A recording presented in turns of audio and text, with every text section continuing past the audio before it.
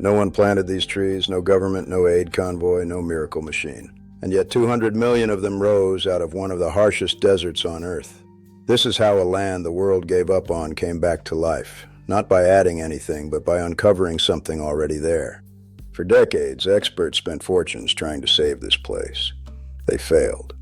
The answer that finally worked was hiding a few inches beneath the sand. In the 1970s and 80s, southern Niger was collapsing. This is the Sahel, the thin, cruel band of land at the edge of the Sahara. Drought after drought burned through it. Crops failed. Livestock died. Whole villages walked away looking for food. Outsiders looked at the cracked, treeless plains and called them beyond saving.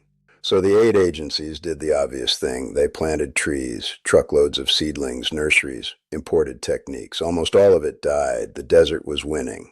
And then one man got a flat tire. 1983. An Australian agronomist named Tony Rinaudo is stranded on a dirt road near Maradi.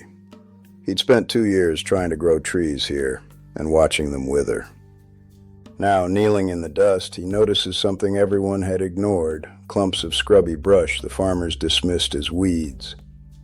He scrapes the bark off one small stump. Underneath, a thread of living green. This wasn't dead wood, it was a tree.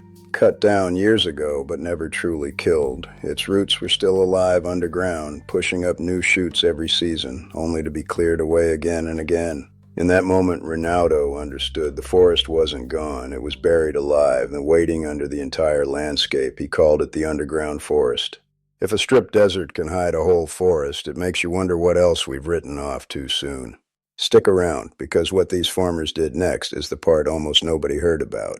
And tap subscribe if you're the kind of person who likes the story the headlines missed.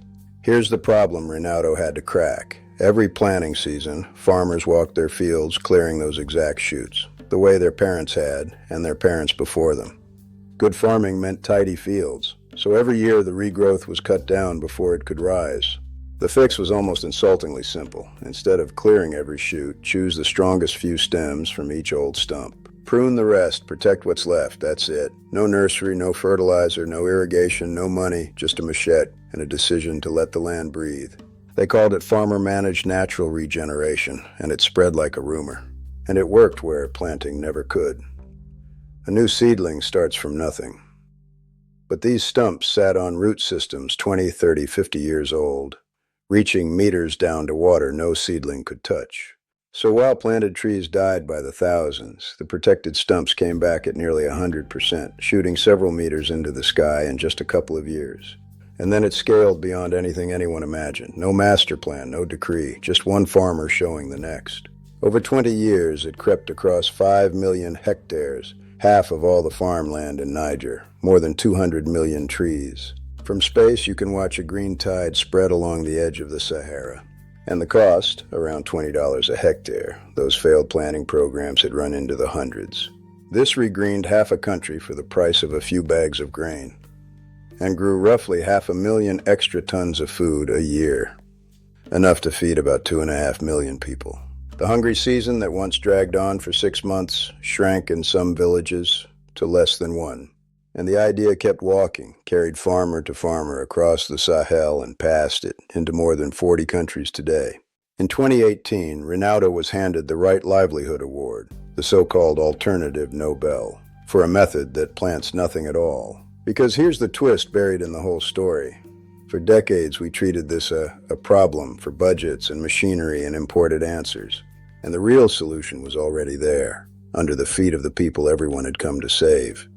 It didn't need inventing. It needed noticing. So here's the question I'll leave you with. What's growing right now under the land where you live that everyone keeps mistaking for a weed? Tell me in the comments, could this work where you are? If this rearranged how you see a dead landscape, the video on screen will do it again. Another place the world wrote off and shouldn't have. Because Niger isn't the only place hiding an answer in plain sight. There's a whole planet's worth of them.